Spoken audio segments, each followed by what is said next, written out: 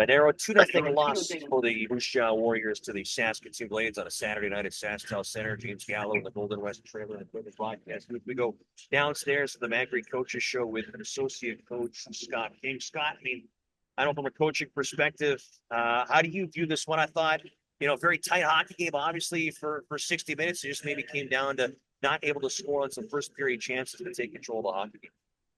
Yeah, I think it was definitely a game that we could have won. We were in it right to the end.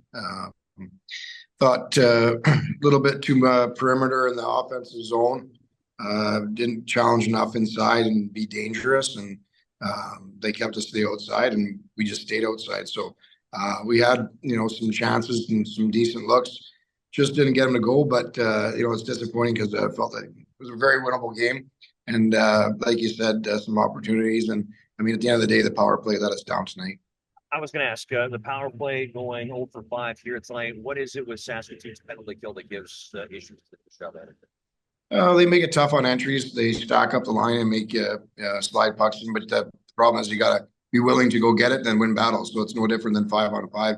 You got to go pucks in behind them. You got to win battles, get to your set, and then you can run their plays. So besides the last one, I didn't think we got set up at all. It was just a matter of not being on the puck and winning battles and getting them back. And it's something we need to get a lot better at because teams are aggressive when you enter the zone. They're not going to just sit back. So if you're not willing to go get your nose dirty and get pucks back, you're not going to get set up and you're just going to keep chasing the puck out of your zone. In the offensive zone as well, tonight, Scott, you feel not disrupting Evan Gardner's rhythm that much here tonight? Didn't really take away his eyes at all? Not at all. I thought he saw everything. Again, I didn't think we did enough job putting pucks to the net. I thought we had opportunities to just float some in from the top, and we didn't. And we didn't get inside and make it tough on him. So made it way too easy on him. And, a lot of things that we need to get better at if we want to be competitive. Frustrating when you consider the 5 losses the Warriors have, when you take into consideration the empty net goals. They're all 1-goal losses.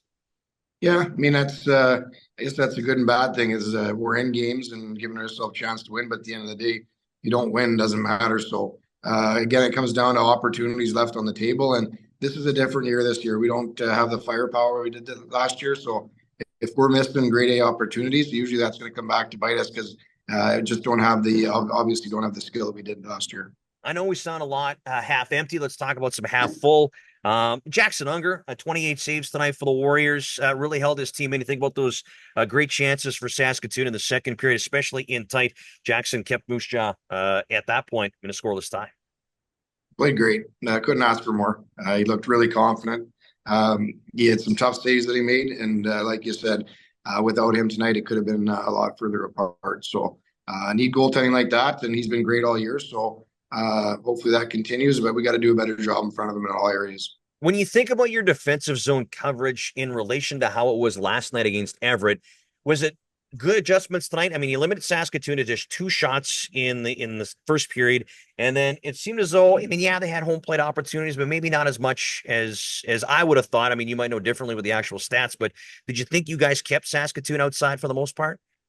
Yeah, I mean, like you said, 2 shots in the first period, and I'm sure that their coaches were frustrated as well as they weren't getting on the inside. But saying that, I thought we did a good job of with home plate coverage.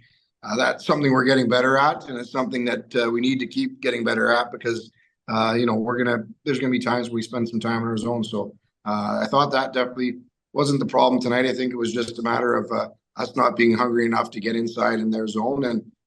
They capitalized on some chances and they got a power play goal and we didn't. So at the end of the day, didn't deserve this one here tonight, although we were in the game, but just didn't think we did enough to be dangerous. Magri Coaches Show with Associate Coach Scott King. Appreciate the time. Good luck as you guys get ready for the Spokane Chiefs on Tuesday night. Yep. Thanks, James.